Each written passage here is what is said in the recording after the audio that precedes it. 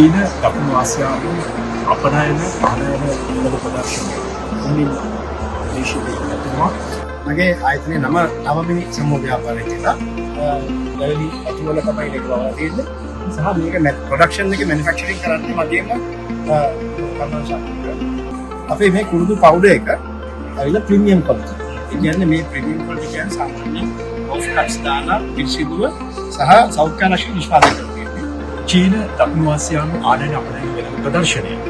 මේ ප්‍රදර්ශනයේ තවත් ශ්‍රී ලංකා කුටියකට අපි ඇවිල්ලා ඉන්නවා. විශේෂයෙන්ම අත්කම් නිර්මාණ ජාත්‍යන්තර ගෙනීම තමයි මේ කුටියේ බලාපොරොත්තුව. ජීවිත පොළට අපිට සම්බන්ධ වෙන්න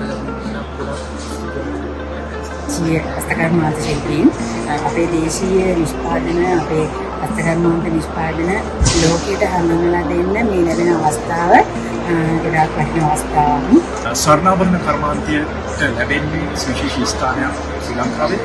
මෙතනක හොඳ අවස්ථාවක් ඒ වගේම අපේ දේශීය දේවල් දේශීය කල් දැනෙන්නේ ඒව ස්වර්ණාභරණ අපිට වෙනත් රටවල පෙන්වන්න තියෙන ලොකුම අවස්ථාවක්. ඒ වගේම අපේ ලංකාවට එන ආදායමට ගොඩාක් ලොකු අවස්ථාවක්. මේ චෛත්‍ය ඇතුළත හරින අවස්ථාවක්. මම ඔන්ටර්ප්‍රිනර් කෙනෙක් හැටියට මගේ හැන්ඩ්මේඩ් ජුවලරි and crafting collection එකක් තියෙනවා. මේ දාසෙන් වෙනකම් මේ ප්‍රයික තියෙනවා.